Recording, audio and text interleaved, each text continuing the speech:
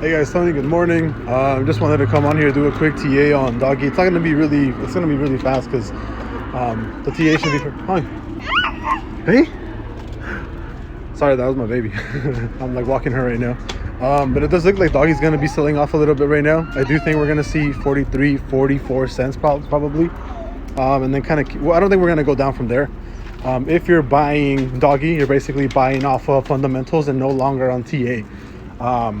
You basically buy all the dips just because of the news. You know, obviously the Coinbase listing, and then Tesla, or not Tesla, Elon Musk basically stated that he's working with the devs to actually make the transactions a little bit better. But yeah, it is looking like Doggy is going to be selling off a little bit here. We're possibly going to go down to 43, 44 cents and then probably rebound there, because the 4 hour is looking pretty bullish and the day is still looking a little bullish too. So we have to gauge the push down and the push up. But I think for now we are going to sell off to maybe 43, 44 cents, bounce off that support, and probably go to the highs of maybe like 57 cents. So I'll see you guys later.